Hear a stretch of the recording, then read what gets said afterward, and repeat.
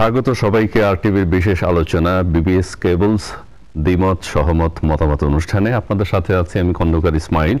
দর্শক, আজ আমাদের আলোচনার বিষয় হচ্ছে জঙ্গিবাদ, আন্তর্জাতিক নিরাপত্তা। আর এই বিষয়ে আলোচনার জন্য আজ আমাদের স্টুডিওতে উপস্থিত রয়েছেন জগন্নাথ বিশ্ববিদ্যালয়ের উপাচার্য অধ্যাপক ডক্টর মিজানুর রহমান, নিরাপত্তা বিশ্লেষক মেজর জেনারেল অবসরপ্রাপ্ত এ কে মোহাম্মদ আলী শিকদার, এবং আমার বাম পাশে রয়েছেন সিনিয়র সাংবাদিক মাহফুজুল্লাহ। তারপরে রয়েছেন জাতীয়তাবাদী আইনজীবী ফোরামের আন্তর্জাতিক বিষয়ক সম্পাদক ব্যারিস্টার ফজলুল করিম মণ্ডল।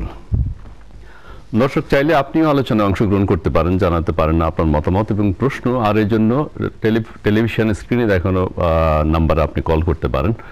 এবারে যাচ্ছি মূল আলোচনায়। আমাদের চারজন আলোচক আজকে এখানে উপস্থিত রয়েছেন, আপনাদের চারজনকে স্বাগত জানাচ্ছি। আমরা জঙ্গিবাদ এবং আন্তর্জাতিক নিরাপত্তা এই বিষয়টি নিয়ে আজকে আলোচনা করব। পৃথিবীর কেউই এখন, আজকের ফ্রান্সে যে হামলা হলো 14 তারিখ, সে হামলা দেখে মনে হচ্ছে পৃথিবীতে আর কেউই নিরাপদ নেই। ফ্রান্সে আনন্দ উৎসবে শোকের মাধ্যম, ফ্রান্সে ট্রাক হামলা, 84 জন নিহত, পিস্তল উঁচিয়ে গুলি, এবং যিনি এই আক্রমণটি করেছিলেন তিনি প্রায় 2 কিলোমিটার মানুষের মধ্যে গাড়ি চালিয়ে চলে গেছেন, এবং এখন পর্যন্ত কোনো পক্ষ দায়িত্ব স্বীকার করেনি। আমি প্রথম নিরাপত্তা বিশ্লেষক আপনাকে দিয়ে শুরু করতে চাই, এ কে মোহাম্মদ আলী শিকদার, যে কেউ যেহেতু এখনো দায়িত্ব স্বীকার করেনি, আপনার কাছে এই হামলাটিকে কি মনে হচ্ছে? এবং হামলাটি এই হামলা নতুন একটা ধরন তৈরি করেছে। নতুন ধরন আপাত দৃষ্টিতে মনে হচ্ছে আমাদের কাছে নতুন ধরন, বাট বিশ্বব্যাপী যে জঙ্গিদের যে তৎপরতা, বিশেষ করে এখন বিশ্বের যে জঙ্গিবাদ, তার যে মূল জায়গাটি আমরা এখন আইএস বা আল কায়দা, এর থেকেই বাকি বিশ্বে সমস্ত জঙ্গিবাদের বিস্তার ঘটেছে। তাদের যে নীতি, আদর্শ, কৌশল, উদ্দেশ্য, তারা প্রকাশ্যভাবে যেভাবে শত্রু কারা ঘোষণা দিয়েছেন, তো সেই সমস্ত বিষয় যদি আমরা বিবেচনা করি, তাহলে হয়তো আজকে আক্রমণে তারা একটা ভিন্ন পন্থা অবলম্বন করেছে, কিন্তু এটি নতুন কোনো ঘটনা নয়, বিচ্ছিন্ন কোনো ঘটনা নয়। আজকে আপনার অনুষ্ঠানের আলোচনার বিষয়ে জঙ্গিবাদ, আন্তর্জাতিক নিরাপত্তা। এটি যথার্থ যে আজকে আন্তর্জাতিক অঙ্গন বলেন, বাংলাদেশ সহ আজকে সমস্ত কিছুর বিষয়ে আপনার জাতীয় নিরাপত্তা বলেন, জনগণের নিরাপত্তা বলেন, সবচেয়ে বড় হুমকিটি সৃষ্টি হয়েছে এই জঙ্গিবাদ বলতে আমরা যা বোঝাচ্ছি সেখান থেকে। তো দেখেন, এই ফ্রান্সে যে আক্রমণটি হলো আপনি উল্লেখ করেছেন, এটি আমাদের জন্য একটা শিক্ষা এখান থেকে আমরা নিতে পারি। সেটি হলো এই যে নিরাপত্তার যে পদ্ধতি, যেভাবে নিরাপত্তা ব্যবস্থা নেওয়া হয় রাষ্ট্রের পক্ষ থেকে, জনগণের পক্ষ থেকে, সেখানে একটি কথা আমরা নিরাপত্তার দৃষ্টিভঙ্গি থেকে বলে থাকি, সকল ছিদ্র বন্ধ করা যায় না। সকল ছিদ্র নিরাপত্তা বলা হয়, ছিদ্র বলেন, কিন্তু সকল ছিদ্র নিরাপত্তা বন্ধ করা যায় না। তার নিরাপত্তা বেষ্টনী, নিরাপত্তার চাদরে ঢাকা আমি বলি, এরকম কিছুদিন আগে ব্রাসেলসে এয়ারপোর্টে যে আক্রমণটি হলো আমরা দেখেছি, সেই এয়ারপোর্টের ভিতরে ঢুকে, এয়ারপোর্টে একটা বিশেষ নিরাপত্তা বলয়ের মধ্যে থাকে সারা বিশ্বের। ওই এয়ারপোর্টে যে আক্রমণটি হলো তার আগে আপনার ইউরোপীয় ইউনিয়নের যারা পররাষ্ট্রমন্ত্রী আছেন ন্যাটোতে, তারা বৈঠক করলেন, এবং তারা কিন্তু পরিস্থিতির মূল্যায়ন করে বললেন যে ইউরোপের উপর আইএসের আরও আক্রমণ আসন্ন এবং আক্রমণ হবে। তো এই কথার মধ্যে আমরা এটা বুঝি, তারা যখন উপলব্ধি করলেন যে আক্রমণ হবে, তার অর্থটা বোঝায় যে অবশ্যই তারা সতর্কতামূলক ব্যবস্থা, যত রকম প্রোটেকশন করবে, যত রকম সেটা গ্রহণ করবে, এটাই তো স্বাভাবিক। সেই সব কিছু গ্রহণ করার পরেও কিন্তু ব্রাসেলসের এয়ারপোর্টে ঢুকে সেই আক্রমণটি তারা ঠেকাতে পারে। তুরস্কে হামলা হলো, তুরস্কের বিষয়টা একটু ভিন্ন বিষয়, প্রেক্ষাপট আছে, আমরা সেটি যদি আলোচনায় যাই সেটা করতে পারবো। বাট যেহেতু আজকে ফ্রান্সের এই ঘটনা সারা বিশ্বব্যাপী আলোড়ন সৃষ্টি করেছেন, এবং আপনি যদি লক্ষ্য করে থাকবেন সমস্ত মিডিয়ায় এটি কিন্তু এখন আলোচনা হচ্ছে। সেখানে দায় দায়িত্ব কেউ স্বীকার না করলেও যেভাবে আক্রমণটি ঘটেছে এবং যে ব্যক্তির পরিচয় পাওয়া গেছে, জি নৃশংস তো অবশ্যই। দেখেন একটি বড়, আমরা যেটা দেখলাম ছবিতে, কাভার্ড একটি বড় ভ্যান টাইপ, বড় ট্রাক টাইপ, কাভার্ড ট্রাক বলা যায়। এবং যতটুকু জানা যাচ্ছে তিনি একাই ছিলেন এবং তিনি তিউনিসিয়ান বংশোদ্ভূত, বাট বোঝা যাচ্ছে ফ্রান্সেরই নাগরিক।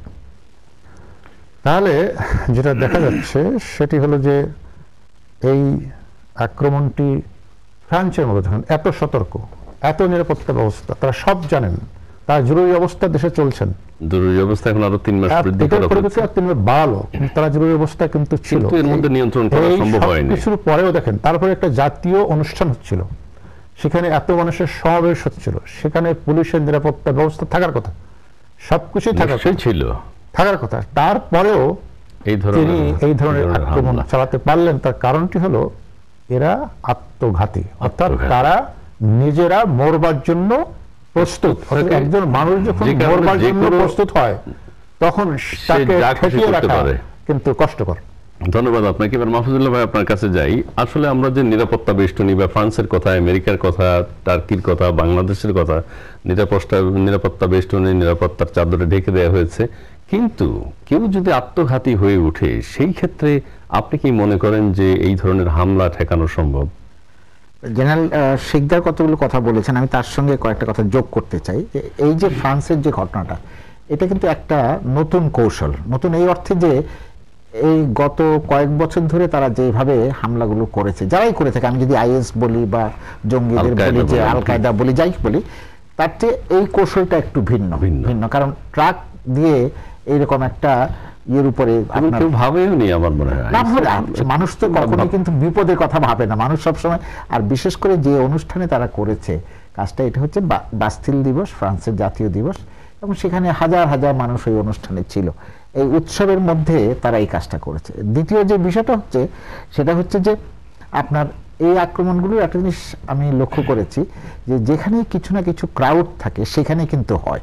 একা যদি আপনি থাকেন, আপনার কিন্তু মানে আক্রমণের শিকার হওয়ার সম্ভাবনাটা কম। আপনি সবগুলো ঘটনা দেখবেন, মিনিমাম একটা ক্রাউড প্রয়োজন হয়। ঢাকাতে যেটা হয়েছে, দ্যাট ওয়াজ এ ক্রাউড।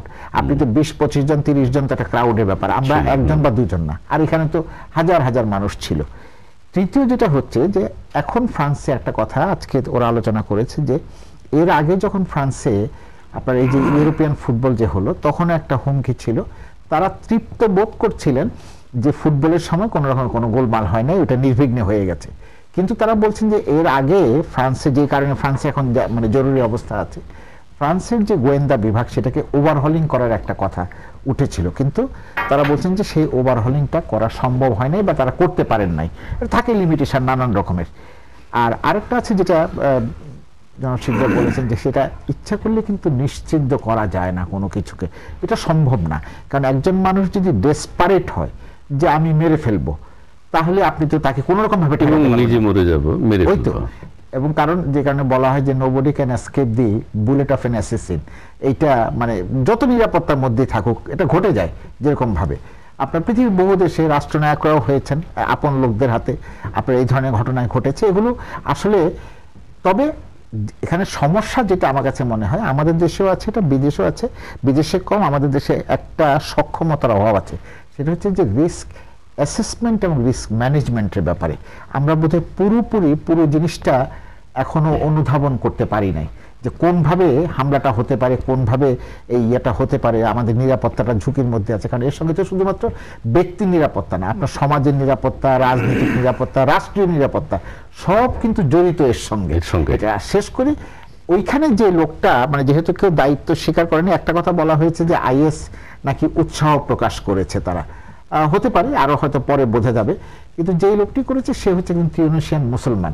আমি জানি না যারা ফ্রান্সে গেছেন তারা জানেন যে ওখানে আফ্রিকার মুসলমান যারা ফ্রান্সের নাগরিক হয়েছেন, তারা কিন্তু খুবই বাজে এক ধরনের অবস্থার মধ্যে ওখানে বসবাস করেন, তাদের জীবনযাত্রা কিন্তু খুব গ্রহণযোগ্য না আর কি।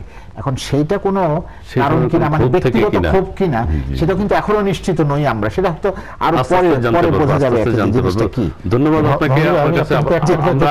আমরা আসতেছি একটা ফোন নিয়ে, আমাদের একজন দর্শক আছেন, একটু একটা দর্শক আছে, একজন দর্শক আছেন। দর্শক প্লিজ আপনার নাম বলে প্রশ্ন করুন। জি, আমি শামসুল হোসেন আমার স্যার রয়েছেন এখানে, আমি জগন্নাথ বিশ্ববিদ্যালয়ের ছাত্র ছিলাম এবং বর্তমানে স্যার হলে সুবিধা আছে। স্যারের কাছে যাবো এখন, বলুন, প্রশ্ন করুন। যে আমি আসলে আমার প্রশ্নটা হচ্ছে যে আমাদের দেশে জঙ্গিবাদের যে উত্থানটা, এটা বিস্তার লাভ করার পিছনে আসলে অনেকগুলো কারণ আপনারা আসলে চিহ্নিত করছেন না। আমার কাছে মনে হয় আপনারা যদি মানে গ্রাম পর্যায়ের দিকে যান, দেখবেন দেশের প্রত্যেকটা স্কুল কলেজের মাঠে খেলাধুলা হতো, ছাত্রছাত্রী যুব সম্প্রদায় এখানে বিজি থাকতো। এখন খেলাধুলা এবং ক্রীড়া সংস্কৃতি প্রতিটা গ্রাম থেকে উঠে গেছে।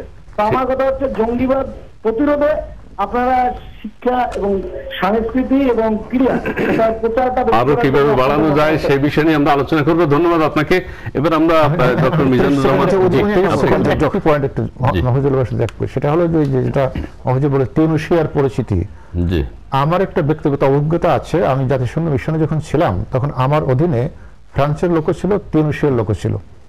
তো এই ফ্রান্সের এবং টিউনিশিয়ার লোকের মধ্যে প্রচন্ড একটা বিদ্বেষ মনোভাবপূর্ণ সবসময় বিরাজমান দেখেছি আমি। কারণটি হলো টিউনিশিয়া তো ফ্রান্সের কলোনি ছিল।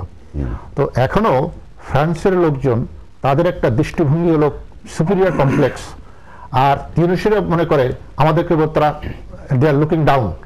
তারাও কিন্তু প্রচন্ড রকম একটা বিদ্বেষ পোষণ করে ফ্রান্সের বিরুদ্ধে।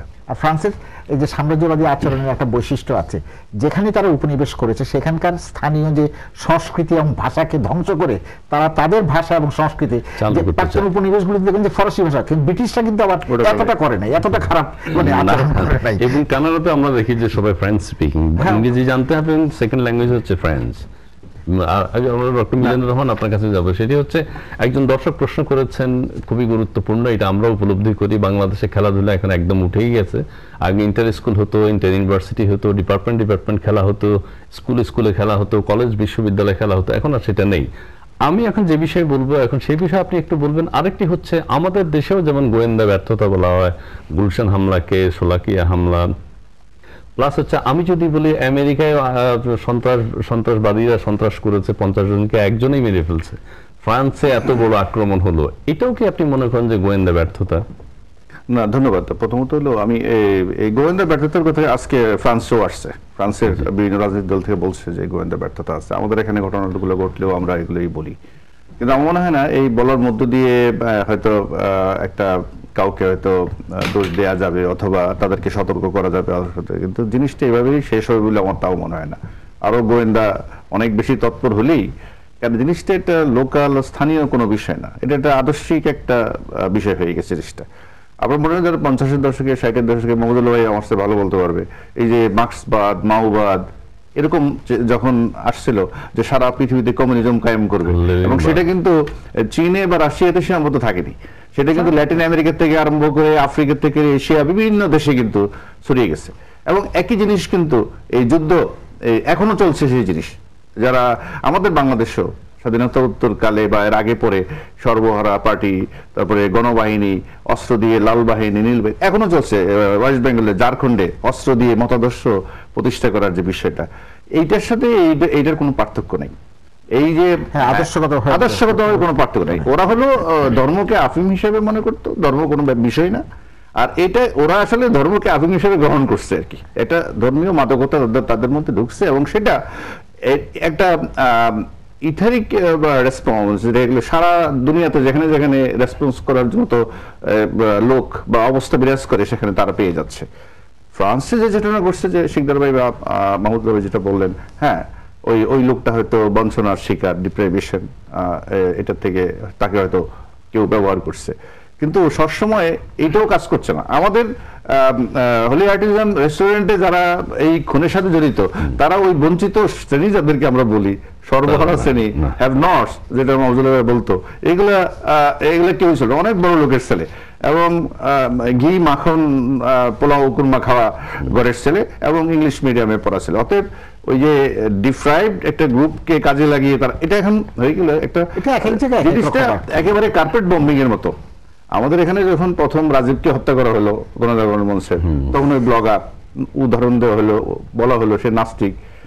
তারপরে আস্তে আস্তে লেখক, প্রকাশক হইতে শেষ পর্যন্ত এক পর্যায়ে মনে করা হলো যে আমাদের বিনিয়োগ বিনিষ্ট করার জন্য ষড়যন্ত্র যারা করে তারা জাপানি একজনকে, ইটালিয়ান একজনকে মেরে ফেলছে।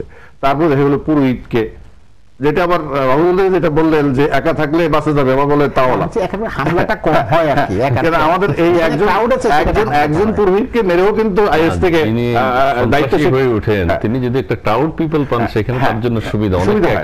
এটা হলো আমরা মানে এটা আমরা কতগুলো জিনিস আমরা বলছিলাম যে হ্যাঁ এগুলা এরা হয়তো যারা ধর্মকর্ম সম্পর্কে উল্টাপাল্টা বলে তাদেরকে হত্যা করছে, অথবা বিধর্মী বা তাদের ভাষায় তাদেরকে কাফের, তাদেরকে হত্যা করছে। কিন্তু সোলাগিয়ে কি হলো? তো সোলাগিয়ে সবাই নামাজ পড়তে গেছিল, সবাই মুসলমান। তো এদের এখন আর কোনো বাদ বিচার নাই। জিনিসটা একেবারে যেমন ইয়েটা ওই এই মাওবাদী আন্দোলন বা সারা বিশ্বে কমিউনিজম প্রতিষ্ঠা করার যে আন্দোলন, বিভ্রান্ত হয়ে এক পর্যায়ে নিজেরা নিজের যুদ্ধ করতো। আমাদের এখানে হক বাহিনী, তোহা বাহিনী, মতিন বাহিনী পরস্পরের যুদ্ধ। এখন এই জিনিসগুলো কিন্তু সামনে রয়ে গেছে, এগুলো হচ্ছে এবং শুরু হবে। আমি বলছি যে এই পরিত্রাণটা পুরোটা কিন্তু একটা এই রাজনীতিক না, রাজনৈতিক সমস্যা হিসাবে এখন আমরা আলোচনা করছি, আন্তর্জাতিক রাজনীতি এটা বিরাট বিষয়, কিন্তু সমস্যা হয়ে গেছে আসলে একটা মনস্তাত্ত্বিক এবং সমাজতাত্ত্বিক একটা সমস্যা। এবং সেই সমস্যাটার থেকে বেরিয়ে আসার জন্য সবটা হয়তো আমরা করতে পারবো না, কারণ এটা একটা বৈশ্বিক ব্যাপার। এখন আমার যে জগন্নাথ বিশ্ববিদ্যালয়ের প্রাক্তন ছাত্র যিনি যে প্রসঙ্গটা আনলেন, এটা একটা খুব গুরুত্বপূর্ণ একটা বিষয়। আমাদের ইনভলভমেন্ট যেটাকে বলি, সোশ্যাল ইনভলভমেন্ট, এটা অবশ্যই আমাদের আরো বাড়াতে হবে। এটা একেবারে শিথিল হয়ে গেছে। আমি যখন আমরা ছোটবেলার কথা বলি যে কতগুলো শিশু সংগঠন ছিল, কিশোর সংগঠন ছিল, দাদাভাই ছিল, ক্লাব ছিল, পাঠাগার ছিল, এই জিনিসগুলো না থাকার কারণে এবং এই যে সামাজিক যে ইনভলভমেন্ট এবং সাংস্কৃতিক যে ইনভলভমেন্ট, আপনি যদি এটাকে যদি ধর্ম তো হলো সংস্কৃতির একটা উপাদান মাত্র, ধর্ম পুরাটা না। অনেকে বলে যে আবার বলে যে এইসব জঙ্গিদের কোনো ধর্ম নাই, আবার কেউ কেউ বলে জঙ্গিদের শুধু ধর্মই আছে আর কিছু নাই, ওরা শুধু ধর্মটাই আছে আর কিছু নাই। কিন্তু আমরা তো একটা বৃহত্তর সংস্কৃতির মধ্যে থাকতে হবে। সেই সংস্কৃতির ক্ষেত্রে যদি আমাদের এই এভিনিউজ গুলো যদি আমরা নতুন করে খুলতে না পারি, এটা কারা করবে? শিক্ষা না সবাইকে এখন আমাদের দেশ কেন নেই যে আপনি মনে করেন একটা ঘটনা দুর্ভাগ্যজনক যে আমাদের বিনিয়োগ করতে আসছিল বা আমাদেরকে হেল্প করতে আসছিল জাপানি বন্ধুরা বা ইটালিয়ান বন্ধুরা এখানে মারা গেলেন। এবং আমাদের ভাবমূর্তিতে অবশ্যই আমি যখন লস এঞ্জেলেসে ছিলাম ওই সিএনএন এর অফিসের পাশে যখন এগুলো যখন সারাক্ষণ দেখাচ্ছিল, তখন অবশ্যই আমাদের দেশের একটা ভাবমূর্তি ক্ষুণ্ণ তো অবশ্যই, এটা আমি স্বীকার করব। কিন্তু একই সাথে সাথে আমাদের মনে হয় আর কি, আমরা গত 1 তারিখের পর থেকে আজকে এই 14-15 দিনে আমাদের যে আলাপ আলোচনা, টক শো, আমাদের বিভিন্ন সরকারি বেসরকারি বিভিন্ন উদ্যোগগুলো, আমি মনে করি এটা একটা পজিটিভ। যে এখন এগুলো নিয়ে কথা বলছে যে হ্যাঁ আমাদের ছেলে সন্তানরা কোথায় আছে খোঁজ নিতে হবে, আমাদের ছেলে মেয়েদের বিনোদনের ব্যবস্থা করতে, এই জিনিসগুলো আমার মনে হয় একটা পজিটিভ দিক। এই ঘটনার থেকে আমাদের একটা উদ্ঘাটন, এটা একসময় কেবলমাত্র এতিম আর মাদ্রাসা ছাত্রদেরকে দায়ী করতাম, এখন তো নিজেদের ঘরে এসে যখন ঢুকে গেছে তখন আমরা কিন্তু একটু না হলেও সচেতন হচ্ছি। আপনার কাছে এই বিষয় নিয়ে আবার কথা বলবো, আপনি আবার বলবেন যে কারা এই ব্যাপারে নির্দেশ দিতে পারেন, কারা অর্ডার করবেন। আপনার কাছে এবার যাই যে আমাদের যে রাজনৈতিক ঐক্যের কথা বলা হয়েছে বা ঐক্য আমরা বলি, আর ফ্রান্সেও কিন্তু রাজনৈতিক ঐক্য আছে, আমেরিকাতেও আছে, কিন্তু হামলা হচ্ছে, আর বাংলাদেশেও হয়েছে। সেই বিষয়ে রাজনৈতিক ঐক্য কতটুকু প্রয়োজন বলে আপনি মনে করেন? আদৌ কি প্রয়োজন আছে? Thank you. আমার পার্সোনাল অপিনিয়ন হচ্ছে, আপনি যদি if you observe from the very beginning, আপনি দেখবেন যে এই টেররিস্ট অ্যাটাকগুলি সিন্স টনি ব্লেয়ারের যে রেজিমটা ছিল এবং ওনার যে অ্যারেস্ট ছিল, যেটা war against weapons of mass destruction যে সার্চিং ছিল, ওই সময়ে ওনার যে অ্যাটাকটা ছিল এবং in combined with US towards Iraq and then Afghanistan and so on, ওই জায়গাটা থেকে এটা ট্রিগার করেছে। That was the beginning. এবং এটা যখন ম্যাসিভ আকারে রূপ করেছে, তখনই আপনার division has been created between Muslims and non Muslims. এবং আপনি প্রত্যেকটা ঘটনা যদি দেখেন, each and every incident is quite isolated. একটার সাথে আরেকটা ঘটনার এবং ঘটনার যে plan, it is completely different. একরকম না, অবশ্যই একরকম না হওয়াটাই স্বাভাবিক। That is number 1। যার কারণে এই মুসলিম এবং নন মুসলিমের সাথে একটা ডিফারেন্স এবং পার্থক্য তৈরি হয়েছে ওই সময়ের পর থেকে। এবং তারপরেই একটার পর একটা 2003 এর পর থেকে একটার পর একটা আপনার 90 থেকেই শুরু হলো। সিনিয়র বুশ ইরাকের উপর নানানভাবে আক্রমণ করতে চেয়েছেন, but that was not as massive as it is now. এখন এটা ইন্টারন্যাশনালি স্প্রেড আউট হয়ে গেছে, এবং শুধু স্প্রেড আউট হচ্ছে না, 90-র দিকে যেটা ছিল হয়তো তখন কেউ ক্লেম করতো না who has done this attack, but এখন it is openly been declared that we have done this attack. এই অ্যাটাকগুলি কারা করছেন? কিন্তু এই অ্যাটাক মুসলিমদের কথা বললেন আবার, মুসলিম বিদ্বেষে আইএস যেটা, এটাকে কিন্তু মুসলিম বলা হচ্ছে না এখন, এটা একটা নতুন নামের একটা দায়েশ। না আমার মনে হয় এর আগে একটু করলে এটা সাপ্লিমেন্ট হবে। হ্যাঁ ঠিক আছে, ওটা একটা ক্রুসেড চলে গেছে, ওরা ইসলামের বিরুদ্ধে যুদ্ধ ঘোষণা করছে পেন্টাগন এবং তার মিত্ররা, এর বিরুদ্ধে এরা জিহাদ ঘোষণা করছে। তো স্বাভাবিকভাবে আমি নাইলে হোলি আর্টিজেন পর্যন্ত মানে নিলাম, জাপানি আর ইরানিরা ইটালিয়ানরা কোনো না কোনো ভাবে ওই পশ্চিমা শক্তির অংশীদার, কিন্তু আমার সোলাকিয়া মসজিদে যারা নামাজ পড়তে গেছিল, ঈদের নামাজ পড়তে গেছিল, ওখানে তো কোনো ইটালিয়ান জাপানিয়ান বা ইহুদি নাসারা কেউই ছিল না। তো সেই আইএস তো আক্রমণ করে বসলো কেনা বলে মুসলমানকে। অতএব এগুলোর কোনো আমার মনে হয় এখন মুসলিম বিষয়টা নেই, আইএস যে মুসলিম সেটা যোগ করতে চাই একটু। ধরেন যে কিছুদিন আগে সৌদি আরবে আপনার মদিনায় যে হলো, তো সেটা তো মুসলমানরা, সেখানে তো আর কোনো হিন্দু বা খ্রিস্টান সেখানেও তাও নাইলে আমরা শিয়া সুন্নিটা বুঝলাম, কিন্তু আমাদের এখানে তো ওই জিনিসও নাই না। এখানে আবার আমার কাছে যেটা মনে হয় যে শোলাকিয়া মসজিদের যিনি প্রধান ইমাম, তার একটা অবস্থান তিনি নিয়েছেন গত কিছু জামাত বিরোধী একটা অবস্থান, জামাত ইসলাম বিরোধী, সেই অবস্থানের কারণেও কিন্তু তিনি শত্রুতা আহ্বান করে থাকতে পারেন। আমি এগুলি সবই হচ্ছে অনুমান, এগুলি কোনো রকম কোনো সুনির্দিষ্ট মতামত দেওয়া খুব কঠিন ব্যাপার আর কি। ওই যেটা বললো যে প্রত্যেকটি ঘটনায় কিন্তু আলাদা আলাদা, মানে কেস স্পেসিফিক আপনাকে আলোচনা করতে হবে সবগুলো। তো স্যার এখন যেটা হয়েছে সেটা হচ্ছে যে it is visible, quite visible, these are the international connected activity. এখন আমাদের দেশে যে ঘটনাগুলো হচ্ছে, আমাদের এক্সপিরিয়েন্স সম্পূর্ণ নতুন। We are never been attract this kind of আপনার গ্রুপ অ্যাটাক, যেটা এটা আমাদের দেশে এর আগে কখনো হয়নি, আমাদের অভিজ্ঞতাগুলি নতুন। এখন এই আমাদের দেশের অ্যাট্রাকের পিছনে দেয়ার আর টু রিজনস আমি মনে করি। একটা হচ্ছে যে ইন্টারন্যাশনাল কানেকশন, আরেকটা হচ্ছে যে ফিউচার আপনাকে বলে দিবে যে who is the ultimate beneficiary after this attack. এই অ্যাটাকের উপরে আলটিমেট বেনিফিশিয়ারি, সেটা কি কমার্শিয়াল ওয়েতে বেনিফিশিয়ারি হচ্ছে, আদার্স কোনো কান্ট্রি বেনিফিশিয়ারি হচ্ছে, নাকি কোনো গ্রুপ বেনিফিশিয়ারি হচ্ছে, that will tell you who is somehow involved with this. এটা হচ্ছে এক নাম্বার। দ্বিতীয় যে বিষয়টি স্যার যেটি বলেছেন উইথ ডিউ রেসপেক্ট, যে সোশ্যাল যে গ্যাপ তৈরি হয়েছে সেটা আমাদের দেশেই বলেন এবং অন্যান্য কান্ট্রিতেই বলেন। অন্যান্য কান্ট্রির ক্ষেত্রে হয়তো রিলিজিয়াস অ্যাসপেক্টসে হয়েছে, ডিসক্রিমিনেশনটা ইমিগ্রেশন অ্যাসপেক্টে ফর এক্সাম্পল হতে পারে, বা রিলিজিয়াস অ্যাসপেক্টে হতে পারে, ইকোনমিক্যাল অ্যাসপেক্টে হতে পারে। কিন্তু আমাদের দেশের কনটেক্সটে আপনি যদি দেখেন, দেয়ার আর নাম্বার অফ ইস্যুস ইনভলভ। এই ইস্যুসগুলির মধ্যে এক নম্বর একটা রাজনৈতিক কারণ, রাজনৈতিক গ্যাপ তৈরি হচ্ছে। ফর এক্সাম্পল সরকার এবং সাধারণ রাজনৈতিক গ্যাপ, তাহলে রাজনৈতিক গ্যাপ বিরোধী দল যারা আছেন তারা কি এটার সাথে সম্পৃক্ত আছেন? That is not the case. সরকারের যে স্টেটমেন্ট, যেমন ধরেন এই ঘটনাটি যখন ঘটে, টোটাল জার্নালিস্ট এবং total media was black out, what is exactly happening, ওই জায়গাটার মধ্যে কি হচ্ছে সাধারণ মানুষ কিন্তু জানতে পারছে না কি হচ্ছে। না, সেটার একটা কারণ ছিল। স্যার আমি একটু শেষ করি। ব্লাড আপনি দেখবেন সিএনএন কিন্তু 18 ঘন্টা লাইভ প্রচার করছে, the whole world is seeing this, কিন্তু সাধারণ মানুষকে আড়াল করে যদি একটা জিনিস আপনি এস্টাবলিশ করতে চান যে this are the group who has been attacked or this are the group who is already attacked, তাহলে আমার মনে হয় যে এটা সাধারণ মানুষের একটা গ্যাপ তৈরি হয়। এটা হচ্ছে একটা উদাহরণ। আরেকটা উদাহরণ হচ্ছে যে সিএনএন কথাটা আমি একটু বলি। আমার জানা মতে সিএনএন মনে হয় টেলিভিশন চ্যানেলগুলোতে ফুটেজ নিয়ে তারা নিউজ, না এটা 71 থেকে দেখাইছে, 71 থেকে দেখাইছে, কোনো ফুটেজ ছিল না। সিএনএন কিন্তু ওখানে ঢুকতে পারেনি, যেহেতু লাইভ বন্ধ হওয়ার কোনো আমার মনে হয় এগুলোর সাথে এটার প্রধান যেটা বলেছেন যে সরাসরি সম্প্রচার করলে সবাই কিন্তু টিভি দেখছে, তার মানে হচ্ছে যে ওই হলিউডেও টেলিভিশন আছে বা অন্যভাবে মোবাইলেও টেলিভিশন এখন দেখা যায়। সো আমাদের নিরাপত্তা বাহিনীর যেসব সিদ্ধান্ত তারা নেবেন, এগুলো যদি আমরা লাইভ দেখিয়ে দিই কোন দিক দিয়ে অ্যাটাক করবে, কোথায় আক্রমণ করে, সেই জন্য লাইভ বন্ধ করার ব্যাপারে সিদ্ধান্ত হয়েছে আমার জানা মতে। এখন যে আমাদের সবচেয়ে বেশি যেটা we need to focus on, সেটা হচ্ছে একটা কম্বাইন্ড ফোর্স। সেই কম্বাইন্ড ফোর্স প্যারেন্টাল অ্যাসপেক্ট থেকে টুয়ার্ডস দেয়ার চিলড্রেন, যারা মাতা পিতা আছেন তাদের সন্তানের প্রতি তাদের আমার মনে মোর কনসাস হওয়া উচিত। যারা পলিটিক্সের সাথে ইনভলভ আছেন তাদের সাথে জনগণের দূরত্ব সেটা কমিয়ে নিয়ে আসা উচিত।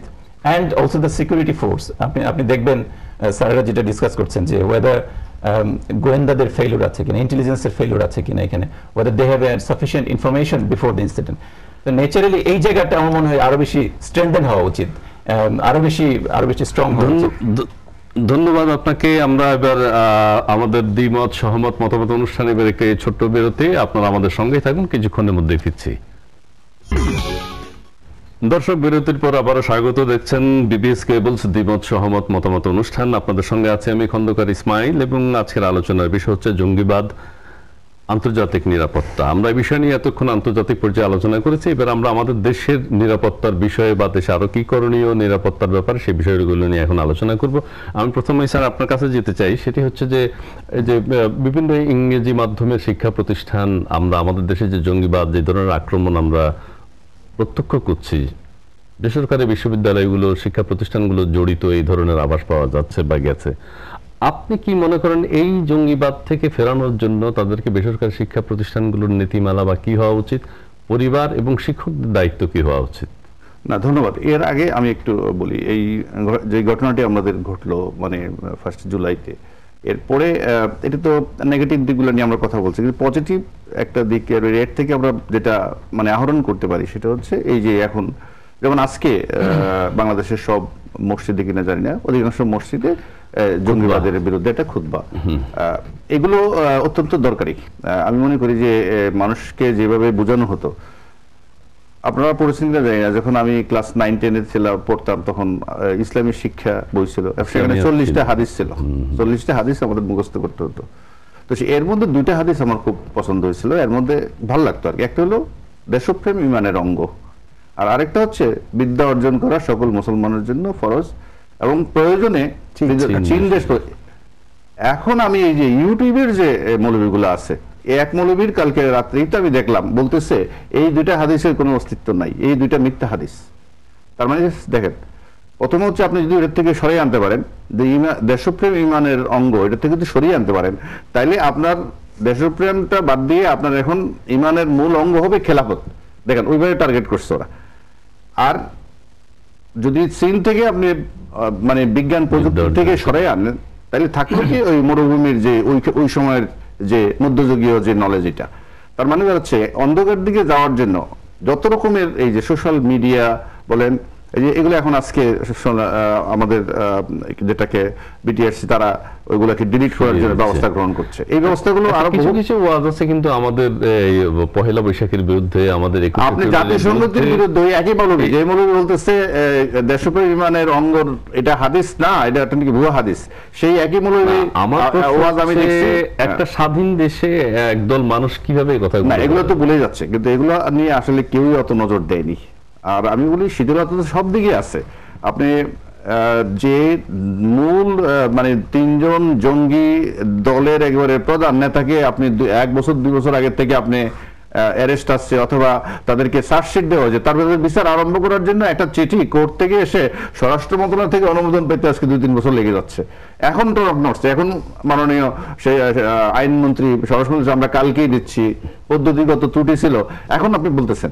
কিন্তু এগুলো যে শিথিলতা যেগুলো ছিল এগুলো তো ছিলই। আর এই ইউটিউবে এইসব ওয়াজগুলো, স্বাধীনতা বিরোধী ওয়াজ, জাতিসংঘের বিরোধী ওয়াজ, এগুলো দীর্ঘদিন ছিল, এখন আপনি গতকালকে এগুলো ডিলিট করছেন। আপনি ওই যে আমাদের শিক্ষা প্রতিষ্ঠানগুলোতে খেলাধুলা বা সাংস্কৃতিক চর্চা কিভাবে আরো বাড়ানো উচিত, সেগুলো আমি বলি ইনভলভমেন্ট। একসময় তো ধরেন আমাদের প্রত্যেকটা স্কুলে, বিশেষ করে কলেজগুলোতে, বিশ্ববিদ্যালয়গুলোতে ছাত্র সংসদ ছিল, ছাত্র সংসদের দায়িত্বের মধ্যেই ছিল হলগুলোতে হল সংসদ, ডিবেট আয়োজন করা, টুর্নামেন্ট আয়োজন করা। তো এগুলো আমি জানি না, এখন যদি আবার বলেন যে সংসদ নির্বাচনের পরে শুরু করবো আমরা এগুলো, সেগুলো আরেক কাহিনীতে আমরা চলে যাব। কিন্তু আমার মনে হয় তারপরেও প্রত্যেক হলে প্রভোস্টরা আছে, হাউস টিউটররা আছে, সেখানে কমিটি করে বিশ্ববিদ্যালয়গুলো এখন যদি প্রাইভেট বিশ্ববিদ্যালয় বলেন, তাদের যদি আপনি খেলাধুলার আয়োজন করতে, আমি জানি না কোথায় করবেন, কারণ এক বিল্ডিং এ 2-3টা বিশ্ববিদ্যালয়ের ব্যাপার তো আছে, এরকম তো আছে। কিন্তু যেখানে যেখানে সুযোগ আছে, ইনডোর গেমস না হোক, যেগুলো দিয়ে সৃজনশীলতার চর্চা করা যায়, আপনি গান বাজনা নৃত্যকলা নাটক বহু কিছু আছে যেগুলো দিয়ে মননশীলতার চর্চা করা যায়, এগুলো যদি আপনি ছেলেমেয়েদেরকে ইনভলভ করতে না পারেন, তাহলে কিন্তু ওই অলস মস্তিষ্কের মধ্যে ওই ইউটিউবের হুজুররা কিন্তু ওগুলা দখল করে নেবে। ধন্যবাদ আপনাকে। আবার আরফিকুল মাহফুজুল্লাহ ভাই আপনার কাছে যাই আমরা। সেটা হচ্ছে আমাদের দেশে যে 1 জুলাই যে আক্রমণটা হলো, এটা নিয়ে আমি অভিভাবকদের কথা যদি বলি, সকলের অভিভাবকই বলছেন যে তারা সরি বলেছেন, রাষ্ট্রের কাছে ক্ষমা চেয়েছেন। তা এইটাই কি তাদের দায়িত্ব শেষ হয়ে যায় বলে আপনি মনে করেন? না, আমি এবং এর আগে তারা কিন্তু কোন রকম পত্রিকায় কোনো বিজ্ঞপ্তি দেন নেই যে আমার সন্তান নেই, বা থানায়ও সেভাবে জানান নেই। আচ্ছা, আমি মোটা দাগে জবাব দিয়ে দিই, আপনি জি। খুব দ্রুতই জবাব দেব। এক নম্বর যে সন্তান নাই বললেন, এটা আমাদের দেশের দুর্ভাগ্য। কারণ বিভিন্ন সময় কাগজে ছাপা হয় যে অমুককে তুলে নিয়ে যাওয়া হয়েছে, তমুককে তুলে নিয়ে যাওয়া হয়েছে, পুলিশ অস্বীকার করে।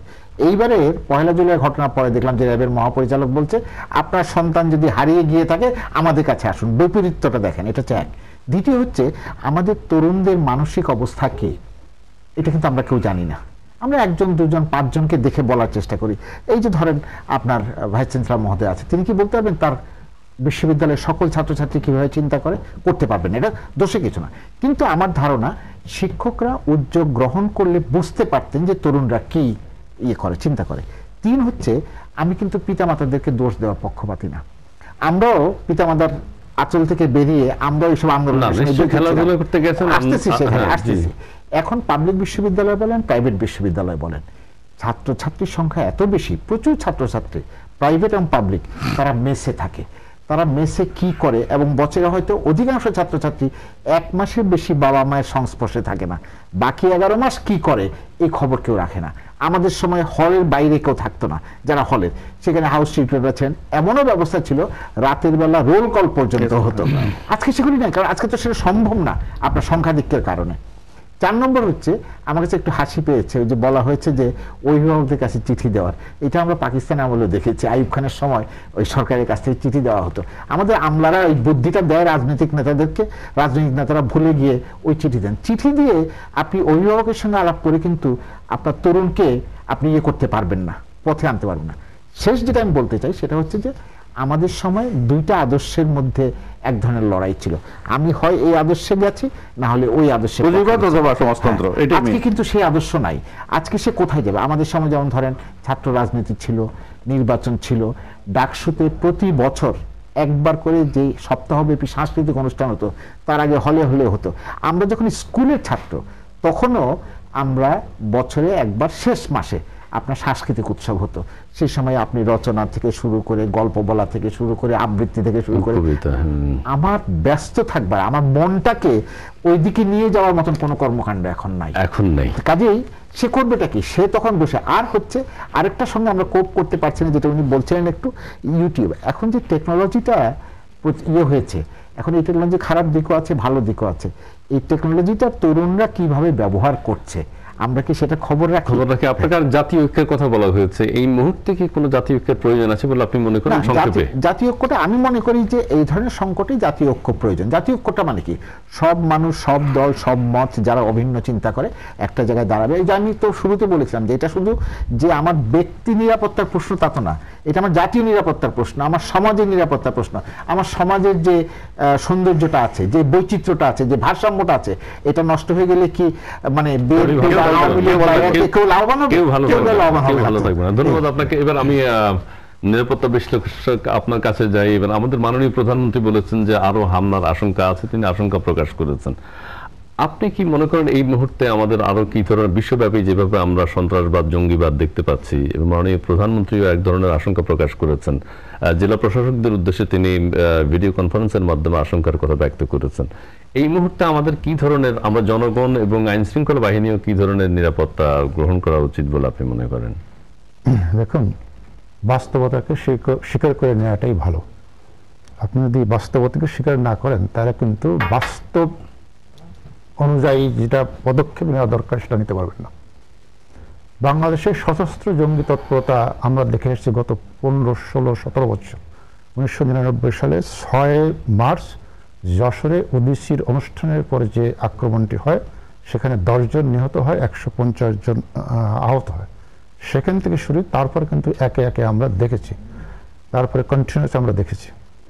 সুতরাং এখন যে পর্যায়ে এসেছে, এখানে আমরা যে বাস্তবতা দেখছি এবং আমরা যে বিচার বিশ্লেষণ অনুসরণ করছি আমরা, তার থেকে সেই বাস্তব কথাটি হলো, স্ট্রেট কথা, এই যে জঙ্গিবাদের যে উৎপাত এবং তৎপরতা, এটার থেকে সহজে আমরা মুক্তি পাচ্ছি না। এটা আমাদের বাস্তবতা, এটি আমাদের চ্যালেঞ্জ, এই চ্যালেঞ্জকে মোকাবেলা করে, এই চ্যালেঞ্জের বিরুদ্ধে সংগ্রাম করে আমাদের এগোতে হবে, এবং সেই শক্তি সাহস জাতিগতভাবে আমাদের রয়েছে। সুতরাং এখানে এটি দেখে ভয় পাওয়ার, ভীতি হওয়ার বা ত্রাসের একটি পরিবেশ সৃষ্টি করার কোনো কারণ নেই।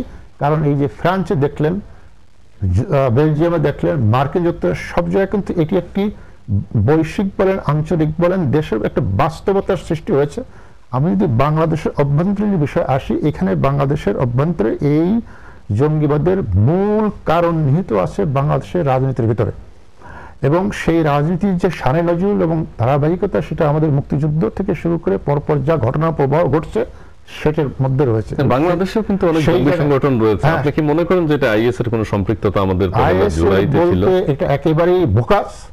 এটা আইএস এর কোনো সম্পর্ক থাকার কোনো যুক্তি নেই এখানে। কিন্তু আমরা আইএস এর বিবৃতি দেখেছি। কে বিবৃতি দিয়েছে আপনি বলেন?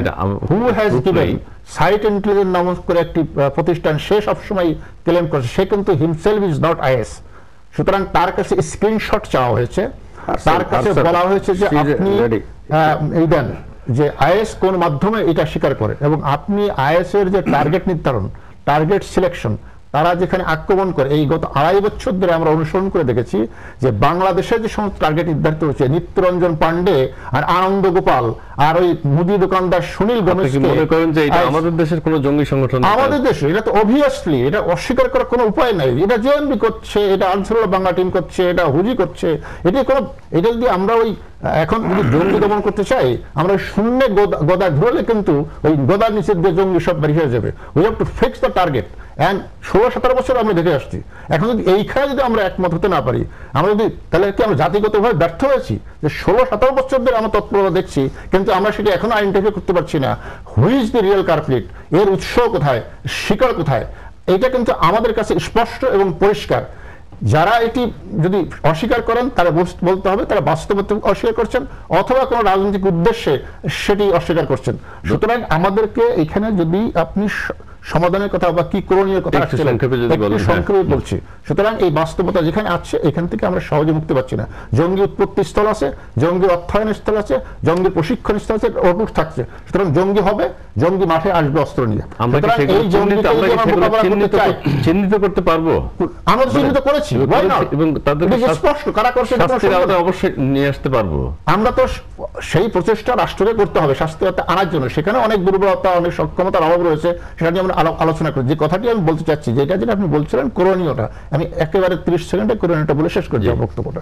সেটি হলো রাষ্ট্রের যে সক্ষমতা রয়েছে, সেই সক্ষমতা যেখানে যেখানে ঘাটতি রয়েছে, আমরা এইগুলো নিয়ে অনেক আলোচনা করেছি। সেই ঘাটতিগুলো পূরণ করতে হবে, পূরণ করে রাষ্ট্রকে সেই সক্ষমতা নিয়ে মাঠে নামতে হবে, এবং তার সাথে জনগণের একটা যে শক্তি আছে, সেই শক্তির ঐক্য ঘটাতে হবে, সম্মিলনী ঘটাতে হবে। সুতরাং রাষ্ট্রের শক্তি, জনগণের শক্তি যদি সম্মিলনী ঘটে, তারপর যে শক্তির উদ্ভব হবে, সেই শক্তির কাছে এই জঙ্গিবাদ বলেন আর যাই বলেন তৎপর তারা পরাজিত হতে বাধ্য। ধন্যবাদ আপনাকে। এবার ব্যারিস্টার ফজলুল করিম মন্ডল, আপনার কাছে যাব। যে আমরা 3 জন জঙ্গির বিষয়ে সংবাদ মাধ্যমে দেখতে পাচ্ছি যে অনেক আগে তাদেরকে গ্রেফতার করা হয়েছে, কিন্তু আইনের বিভিন্ন জটিলতার কারণে তাদের বিচার করা এতদিন যায়নি। এখন যেহেতু 1 জুলাই আমাদের দেশে একটা বড় ধরনের হামলা হয়েছে, সেই হামলার প্রেক্ষিতে এখন জনতার দাবি আবার উঠেছে যে তাদের বিচার করা হচ্ছে না কেন, বা সেটা আইন শৃঙ্খলা বাহিনী প্লাস আইন মন্ত্রণালয় সেটা নিয়ে, স্বরাষ্ট্র মন্ত্রণালয় সেটা উপলব্ধি করছে। আপনি কি মনে করেন যে এটা আইনের ব্যর্থতা এক ধরনের? Well, you see, it's first of all আপনার প্রশ্নটা it's very tricky in the sense যে প্রথমত হচ্ছে যে আমাদের একটা কালচার হয়ে গেছে যে যখনই কোনো ক্রিমিনাল অফেন্স হয় অথবা কোনো অ্যাটাক হয়, ম্যাসিভ রকমের কোনো ঘটনা ঘটে, তখন ভেরি কুইকলি আমরা একটা রেসপন্স করে ফেলি যে অমুক করেছে, he has done this or these people has done this before investigation. আমাদের rather we should be more patient যে investigation let it complete and then to blame someone who ever done this. এটা এই culture থেকে আমাদের মনে বের হয়ে আসা উচিত, এবং we leave it to the law enforcing agency independently তাদেরকে ইনভেস্টিগেশন করা এবং তাদেরকে আইনের কাঠগড়ায় নিয়ে আসা। এই পর্যন্ত আমাদের পেশেন্ট হওয়া উচিত, দ্যাট ইজ নাম্বার 1। তা না হলে যেটা হয় সেটা হচ্ছে যে যখনই আপনি রং পার্সনকে ব্লেম করছেন, যে অ্যাকচুয়াল ক্রিমিনাল সে কিন্তু চিন্তা করছে যে ও রং পার্সনকে তো ব্লেমই করা হয়ে গেছে, so this are the people to be taken care of. তো আমি তো বেঁচেই গেলাম, আমি তো সুযোগটা পেয়ে গেলাম। ক্রিমিনাল অফেন্স করেই আমি পার পেয়ে গেলাম। আচ্ছা, এবার যদি আমরা প্রশ্নে আসি, যে আমার প্রশ্ন আসি যে যে তাদের বিচার, এটা কি আইনি কোনো জটিলতা যা তাদের বিচার করা যায় এতদিন যায়নি? তিনজনের কথা যে আইনের জটিলতা বলে আমি মনে করি না। Law is very crystal clear and law is there. Procedural জটিলতা হতে পারে, সেটা আমি মনে করি। সময়ের বিষয় আছে। আপনি স্যার যে কথাটা বললেন যে একটা চিঠি স্বরাষ্ট্র মন্ত্রণালয় থেকে কোর্ট দরজা পর্যন্ত আসতে 2 বছর লাগে, আমি স্যারের সাথে অ্যাবসলিউটলি একমত। This is the true fact, এবং this cause the fundamental delays in the legal procedure. আইনজীবী ওনাকে একটা প্রশ্ন আমি করি। আমার এই আইনের কথাটা যখন উঠছেন, 2009 সালে আমাদের সন্ত্রাস দমন আইন যেটা আছে, সেই আইনে কি এই যে আইএসএ যারা যোগদান করছেন বা যোগদান করে ফিরে আসছেন, সেই আইনে কি তাদেরকে অপরাধী হিসাবে বা সন্ত্রাসী হিসাবে তাকে আইনের আওতায় নিয়ে তাকে চার্জশিট করে কি বিচার করা যাবে? অবশ্যই। যে কোনো সন্ত্রাসী অ্যাক্টিভিটিতেই না, সেটা বাংলাদেশে কোনো সন্ত্রাসী অ্যাক্টিভিটিতে অংশ নেয়নি, এবং সে সিরিয়া গিয়েছে, তুরস্কে গিয়েছে, সেখানে যে কি করেছে তার কোনো প্রমাণ নেই, কিন্তু প্রমাণ আছে যে এটুকু যে পাসপোর্টে সে এই লাগিয়েছে, সিল লাগিয়েছে, সে সিরিয়া গেছে, এটুকু প্রমাণ আছে। এবং আমরা কিন্তু ইউকেতে নতুন আইন হয়েছে, স্পষ্ট বলা হয়েছে যে আইএসএ যোগদান দেওয়া অপরাধ এবং রাষ্ট্রের বিরুদ্ধে অপরাধ হিসেবে গণ্য হবে এবং তাদের বিচার হবে। সিঙ্গাপুরে এই আইন করা হয়েছে। সেই জন্য আপনার কাছে আমার এই প্রশ্নটা, সেই আইনে কি আমরা তাদেরকে এই বিষয়ে আনতে পারি? আমার মনে হয় না এই আইন এটা কভার করবে, সংশোধন করতে হবে। না, কিন্তু চিন্তার জগতে স্বাধীনতাকে বন্ধ করব কি করে আমরা? ফান্ডামেন্টাল চিন্তা করে যে আইএস ভালো, মনে মনে চিন্তা না, উনি বলছেন আইএসএ গিয়ে যুদ্ধ করে আসলে, যেমন আফগানিস্তান থেকে যারা যুদ্ধ করে আসছে তাদেরকে তো অ্যারেস্ট করা যায়, কিন্তু সেলফ ডিক্লেয়ার্ড আমি আফগানিস্তানে গিয়েছিলাম, না সেটা আমি যুদ্ধ করেছি, সেটা আমার মনে হয় ওই আইনে কভার করবে না, সেখানে সংশোধনই লাগবে আইনে। যে প্রশ্নটা করেছে সেটার কি জবাব দিতে পারবেন আপনি এখন? ফার্স্ট অফ অল আমি স্যারের যে প্রশ্নটা সেটা, আপনাকে কাউকে গিলটি প্রুফ করার জন্য অ্যালিগেশনটা তো প্রুফ করতে হবে। দ্যার ইজ অ্যান অ্যালিগেশন, এবং অ্যালিগেশন বললেন যে পাসপোর্টে হয়তো একটা সিল থাকতে পারে, কিন্তু আমরা তো জানি না। পাসপোর্টে একটা সিল থাকার অর্থ হচ্ছে যে উনি ট্রাভেল করেছেন। পাসপোর্টের সিল থাকার অর্থ এই না যে উনি সন্ত্রাসী কার্যকলাপে অ্যাক্টিভিটিতে ইনভলভ ছিলেন। যে প্রসিকিউশনের দায়িত্ব হচ্ছে প্রুফ করা যে this person was involved in the criminal activity. তাহলে আমরা আইনের মাধ্যমে কি করে প্রতিহত করব যে আমাদের দেশের মানুষ যেন সিরিয়াতে আইএসএ যোগদান না করে বা আল কায়দায় যোগদান না করে, সেটা আইনের কি প্রতিরোধ আছে? রেসপন্সিবিলিটি হচ্ছে, কোন সংশোধন কি প্রয়োজন আছে? রেসপন্সিবিলিটি হচ্ছে যে প্রসিকিউশনের দায়িত্ব হচ্ছে এটাকে প্রুফ করা। সুতরাং তারা যদি ফেল করেন তাহলে তো whether he has involved in activity, criminal activity or not, এটা কোনোভাবেই প্রুফ করা যাবে না। এটা হচ্ছে স্যার যে প্রশ্ন করেছেন সেটার উত্তর। এখন আসি স্যার আমাদের, আপনার আর্লিয়ার প্রশ্ন যেটা, যে আমাদের এখন কি করণীয়। নাম্বার 1 হচ্ছে, আমি সিনিয়র জার্নালিস্ট মাহফুজুল্লাহ সাহেবের ওনার সাথে একমত যে জাতীয় ঐক্য এবং সাধারণ মানুষকে জাতীয় ঐক্যের সাথে ইনভলভ করা, এটা হচ্ছে সবচেয়ে বেশি প্রয়োজন সবার আগে। নাম্বার 2 হচ্ছে যে সকলকে আমাদেরকে কনসাস হতে হবে, each and everyone, from the very root level to the very high level, from the student life to the teachers. যারা স্টুডেন্ট আছেন, স্পেশালি যারা আপনার ইয়াং জেনারেশন আছেন, আপনি দেখবেন, to be honest, 99% student, they are more directly involved with Facebook rather than the cultural activity. Cultural activities আমাদের বাড়াতে হবে, সেটা নিয়ে আলোচনা। জাতীয় ঐক্যের ব্যাপারে এক সেকেন্ড আমি বলে, যেহেতু আমি মনে হয় এটা অগ্রগতি আছে, যেমন কালকে জাতীয় ঐক্যের একটা বড় একটা অন্তরায় ছিল যুদ্ধ অপরাধ এবং ওই জামাত কে নিয়ে রাজনীতি করা, এগুলো নিয়ে একটা সমস্যা ছিল। কিন্তু গতকালকে আমি জানি না মিডিয়াতে যে নতুন আমি যেটা দেখছি, আমাদের বুদ্ধিজীবীরা যারা জাতীয়তাবাদী বুদ্ধিজীবী, তারা কিন্তু বেগম খালেদা জিয়াকে এই পরামর্শটা দিয়ে আসছে যে এই জামাতের সাথে সঙ্গ ত্যাগ করা আর জামাতকে স্বাধীনতা যুদ্ধের সময় যে যুদ্ধাপরাধ করেছে ক্ষমা চাওয়া, এগুলো কিন্তু জাতীয় ঐক্যের রিকনসিলিয়েশনের জন্য একটা জায়গা তৈরি হচ্ছে বলে আমি মনে করি। আচ্ছা মাহফুজুল্লাহ ভাই, উনি বলেছেন যে আইএস এর কোনো সংশ্লিষ্টতা এখানে নেই। আপনি যদি সংক্ষেপে একটু বলেন আপনার মতে কি মনে হচ্ছে?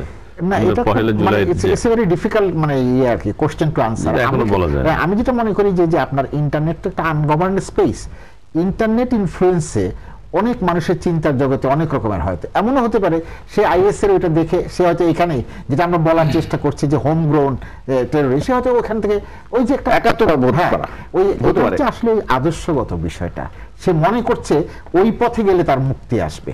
এখন সেখান থেকে তাকে ফেরাতে হলে তো আপনাকে একটা বিকল্প পথ দিতে হবে। যাই হোক, আমরা আলোচনার শেষ প্রান্তে একেবারে, আপনি এই প্রেক্ষিতে আর কিছু বলবেন সংক্ষেপে একটু?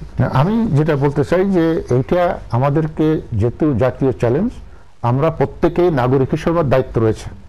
আমাদের পরিবার হিসেবে আমাদের দায়িত্ব রয়েছে, সামাজিক দায়িত্ব রয়েছে, আর রাষ্ট্রের দায়িত্ব তো রয়েছে।